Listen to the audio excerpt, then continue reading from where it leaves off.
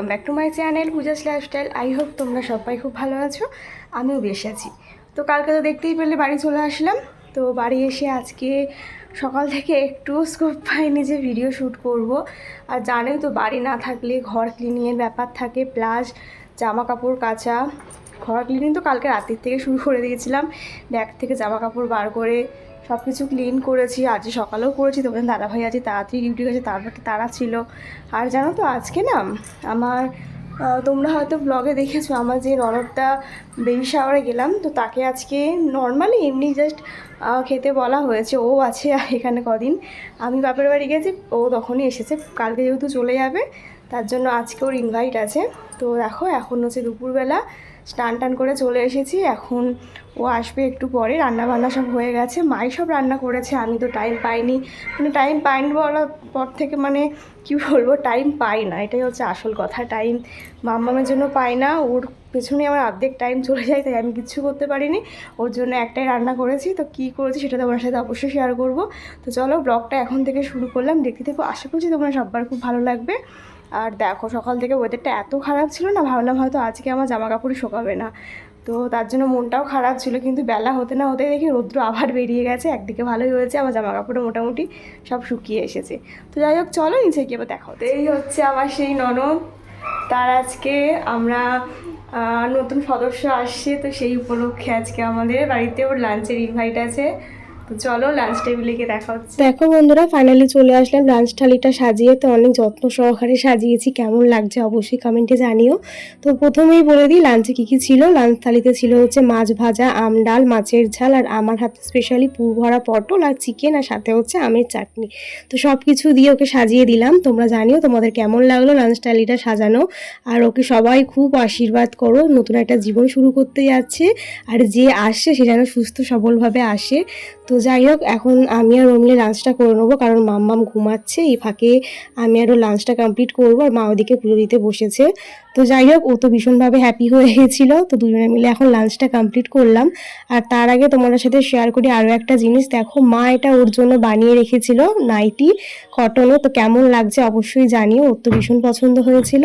তো যাই হোক চলো লাঞ্চটা কমপ্লিট করে নিই, তারপর আবার তোমাদের সাথে দেখা হচ্ছে। তো দেখো দুপুরে লাঞ্চ টাঞ্চ সেরে চলে আসলাম ওপরে। আকাশের অবস্থাটা দেখো জাস্ট, আমার পেছন ছাড়ছে না বৃষ্টি।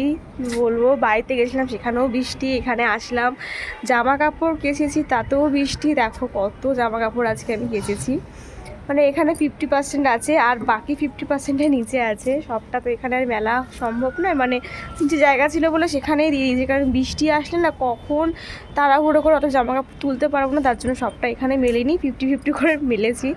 যদি এখানে বেশিরভাগ জামা কাপড়ই কিন্তু শুকিয়ে এসেছে। তো এখন যদি মেঘ করে এসছে বলে আসলাম জামা কাপড়গুলো তোলার জন্য।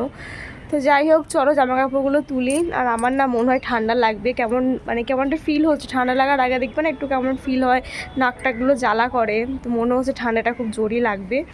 তো যাই হোক তাড়াতাড়ি করে তুলে নিয়ে যাতে বৃষ্টির ফোঁটা মাথায় না পড়ে, বৃষ্টির ফোঁটা মাথায় পড়লে তো আরও বেশি করে ঠান্ডা লেগে যাবে। তো চলো জামা কাপড়গুলো তুলে নিই, তারপরে দেখো বন্ধুরা বিকালের পর আর ব্লগে ফেরা হয়নি। একেবারে সন্ধেবেলায় মামামকে খাইয়ে দাইয়ে নিয়ে চলে আসলাম ওর পিমনির বাড়িতে, আমার ছোট কাকি শাশুড়ির বাড়িতে। অ্যাকচুয়ালি মানু চলে যাবে, তো তার জন্য একটু গল্প করতে আসলাম, অনেক দিন আসা হয় না। আর এই ফাঁকে দেখো মামামকেও খাইয়ে দাইয়ে নিয়ে আসলাম, ওর একটু খেলাধুলা হবে। আমরা এসেছি বলে ওর জেম্মা আর দিদিয়াও চলে এসেছে, যেহেতু ওদের পাশেই ঘর।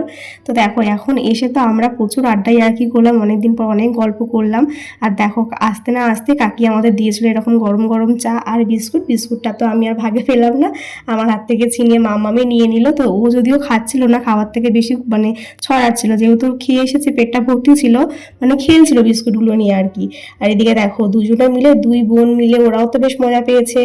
বাচ্চারা দেখলে খুব আনন্দ পায়। তো মাম্মাম আর দিদিও কিন্তু আজকে সন্ধ্যাটা ভীষণ ভালোভাবে এনজয় করেছে। আর আমরা তো এখানে প্রচুর প্রচুর গল্প করছিলাম, অনেকদিন পর সবাই এক জায়গায় হলে যেটা হয়। আগে তো মানুর বিয়ের আগে তো আমরা সবাই সবাই অনেক গল্প করতাম, অনেক আড্ডাই আর কি হতো। তো যেহেতু এখন ওর বিয়ে হয়ে গেছে আর দেখা সাক্ষাৎ হয় না, তাই অনেকগুলো দিন পর কিন্তু এখানে আমরা সবাই মিলে অনেক গল্প করলাম, বেশ ভালো লাগছিলো জানো তো।